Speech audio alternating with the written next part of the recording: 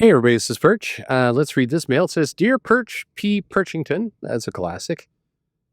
"You talk to a number of people inside of comics. I'm curious, have any of the people you've talked to in comics ever admitted to a mistake? And if so, what mistake? The impression I get from listening to your show is a lot of people are blind to past problems or in some cases blame the fans for those problems, like they just aren't buying something that's good. They just aren't. Okay, yeah, I get it. I get it. So, have you ever heard of an actual problem that people inside comics have admitted that they have made? They can be a mistake, not a problem, but I get it. I get it. Um, Thanks again for your show. Please never leave. You're one. Okay. I always get awkward when the compliments are at the end, so you just don't write them. That's what you can do for me. Anyway, I'm driving, by the way, near Dallas Love Field, which is a secondary, lesser known airport. And the amount of massage parlors in this area, there's a lot. I'll just put it that way. And I don't think these are massage parlors. Just, just, just a hype, suspicion. I don't know. I guess most massage parlors, legitimate ones, also don't have windows, but I don't know. If I'm thinking like, what, I'm really tight. I need my chiropractor is not available. I need a good massage to kind of relax and work this muscle. I'm going to go to this brick building with no windows next to the airport. I mean, I think I'm getting a different type of service there.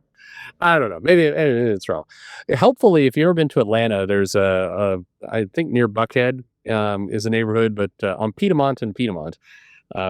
That's a joke for 5 of you who are listening from that area. Anyway, they have the whole area there. We have like really good ribs and then strip joints and and massage. I'm doing air quotes, which you can't see in parlors. Anyway, to the question at hand, there's a segue. Um, generally speaking, no. I think one of the things that's very, common inside of the comic book industry is that, to your point, people don't admit mistakes. I think there's something a little psychological about it, which is if I ever admit a mistake, then, we'll acknowledge that there's a mistake, and then like it'll be like a house of cards, everything will fall apart. And I think that's so as a result, you generally don't hear people say, yeah, this is something we did wrong. You don't do it. Or if they do, it's something that is like, yeah, we put out too many event comics. That's why we're going to go back to just putting out 3 this year. It's stuff that where they're admitting a mistake, but they clearly haven't learned the lesson. I heard at one point, I don't remember now. I think it was Axel Alonso made the comment back in the day of like, yeah, we launched too many new number ones all at once. So we're going to do less of that in the future. Spoiler, they did not do less. There were no fewer. So I think in a lot of cases, I think people either don't admit mistakes or they admit them, but they really don't mean them. Or, there is also, to your point, you get the thing of like, well, we had a really amazing creative story, but it just didn't land with the fans. Fans weren't ready for it. And it's this kind of odd admission where it really sounds like, the fans are too stupid to, acknowledge the amazing, gift that the comic publisher was giving them. If only the fans weren't so dumb, they would have been able to have this great comic, but they're too dumb to realize it. There's a little bit of that. I remember when World of Wakanda, I think that got canceled, I believe after 2 issues. That was Ta-Nehisi Coates, and I forget there was a co-writer on that book. I don't remember who. But anyway, there was a little bit of the, it's a rich world to explore, but the fans just didn't have a chance to really recognize that it was it was such a great book. And it was further perplexing because, when you're canceling a comic at issue 2, that means that the retailers just didn't order it at all. And it just cratered there. And so it's been canceled before the fans even had a chance to open up the cover. So I don't know why you're blaming the fans at that point. I don't know. But anyway, I think though, there have been, things I've heard from people inside comics, usually editors, where there have been mistakes that have been admitted to. Um, I have heard we put too much stock in a big name. So like we put too much on a Tom King or a Scott Snyder or a Donny Cates or, something along like that. I've heard that comment plenty. And usually it's right around the time that person is, that writer is kind of flamed out a little bit or, just too many books. Put it this way, if I was, hanging out with comic editors right now, and in about a month, I will get to see a bunch again. Um, I have a feeling a lot of people are gonna be saying that about Jed McKay. We just, well, do we overexpose Jed McKay? That's gonna be the comment because the X-Men numbers aren't great. The Avengers numbers haven't been amazing. You put them on too many books, right? So I think that's an example of one. I've heard that before. I definitely have heard before we've gone to event heavy.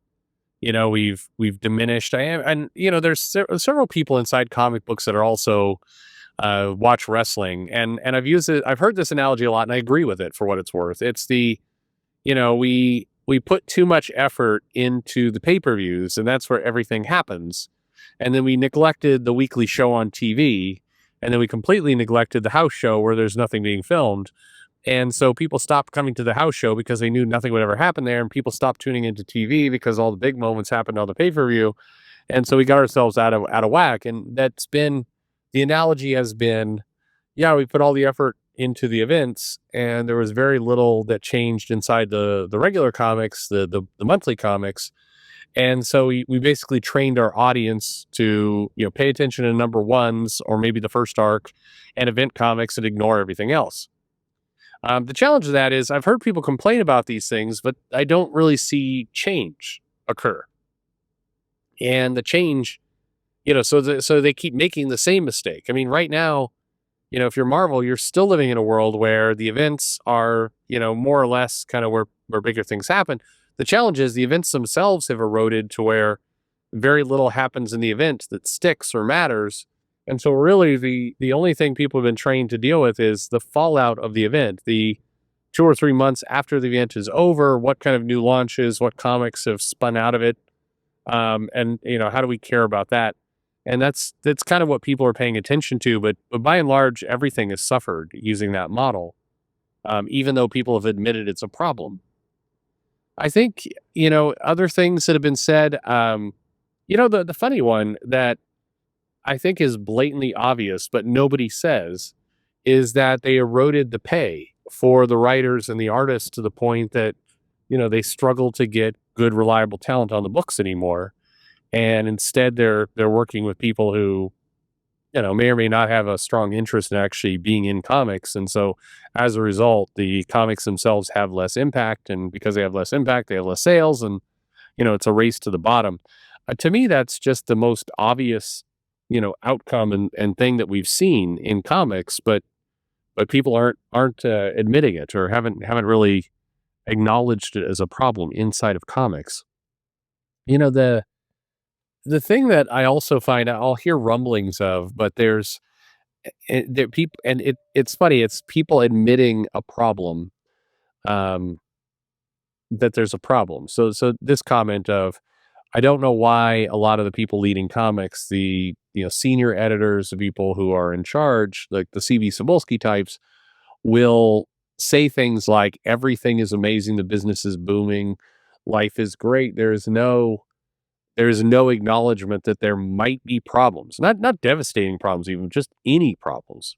And that is um, the it, and you see that, by the way, it's the same kind of mentality of a Nick Lowe, for example, who will say, yeah, there's some fans complaining about the Peter Parker Mary Jane relationship, but there's even more fans that are completely happy with what we're doing. It's like, I don't think that ratio is 50-50, pal. Uh, that's kind of one of the more bizarre aspects of refusing to admit there's a problem. So some people in comics have admitted there's a problem with people refusing to admit there's a problem. That makes sense. And it's always the same. It's the Cebulskis, it's the Brevoorts, it's the people at that level. Yeah, DC by and large skirts by on all this. I mean, I think that's mostly because no one really knows what where Marie Javins is on any given day or month or year. So, that's she kind of escapes a lot of that critique. But like Cebulski gets a lot of people within his own company are like, yeah, I don't know why this guy is just whistling along like everything's perfect when it's clearly not. And what's the upside to pretending like everything is great? Like there's no good reason to do this. You don't want to walk around going everything is fucked. Don't become a YouTube video, but just like you lose credibility when you say everything is perfect. Um, and it's clearly, even if you're taking a glass half full, very optimistic view of things, clearly everything isn't perfect. There are always problems. There's problems in everything. And so, but good question. I don't know. Question for you, the audience, people listening to it. What should the comic industry admit is broken? What's the benefit of admitting it? What if they admitted it, what would they gain? Let me know in the comments below. Like and subscribe, of course, because why not? And thanks for listening.